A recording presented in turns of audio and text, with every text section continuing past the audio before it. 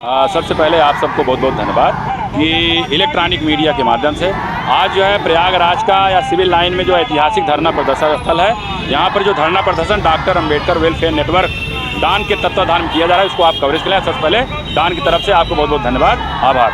आपने जो सवाल किया है किस बात को लोग हम लोग धरना प्रदर्शन कर रहे हैं अभी, क्योंकि हम सब अभी पिछले 28 तारीख को उसी मुद्दे को लेकर यहाँ धरना प्रदर्शन कर रहे थे। आज भी वही मुद्दा शामिल है, जो ज़मीन सरकारी वो ज़मीन हमारी है, जल्दी बांटो उसर पड़ती, जिसके पास नहीं है धरती और धरती नहीं धनवानों की है मजदूर किसान। इसी बीच एक मुद्दा और 3 दिन पहले उभर गया।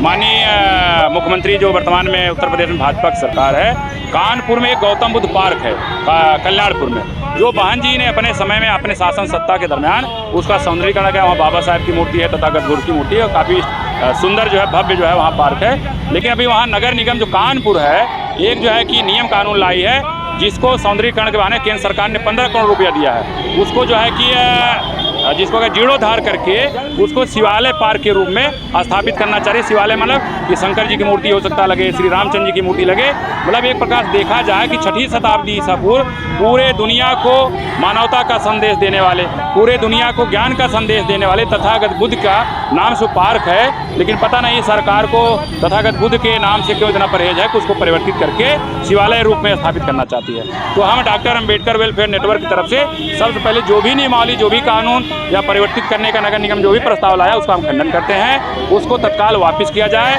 नहीं तभी हम लोग यहाँ सैकड़ों की संख्या में हैं, हजारों की संख्या में लखनऊ भी हम लोग कूच कर सकते हैं, धरना प्रदर्शन करते हैं। दूसरा जो ज़मीन वाले मुद्दे को लेकर के, ज़मीन में है कि जब चकबंदी आई थी तो हर गाँव में कम से कम सैकड़ों बीघा, कम से कम 50 बीघा ज़मीनें सरकारी निकल गए। वो बंजर हो सकता है, परती हो सकती है, ऊसर हो सकता है, सीलिंग है, समाज कल्याण है। लेकिन देखा जाए देश आज़ाद हुए 78 साल हो गया, संविधान लागू हुए 75 साल हो गया, लेकिन ऐसी सरकारी ज़मीनें ये सभी लोग भूमिहीन खेतिहर मजदूर है, किसी के पास एक भी बिस्सा ज़मीन नहीं है। इनका 1 साल का, 2 साल का, 3 साल का लड़का अगर गुजर जाए, ले जाकर 12 किनारे, नारा किनारे, नरखोई किनारे दफनाने का काम करते हैं, जो कि इन्हीं गाँव में सैकड़ों बीघा सरकारी ज़मीनें हैं। सरकार की अगर मंशा सबका साथ सबका विकास है, इन गरीबों के साथ अगर विकास दिखाना चाहती है तो ग्राम समाज की जो ज़मीनें हैं उसको खाली करवा के, जो नहीं खाली है या जो स्वतंत्र रूप में है उसको जो है, चाहे खेती बाड़ी है खेती बाड़ी का पट्टा करे, घर द्वार है घर द्वार का पट्टा करे।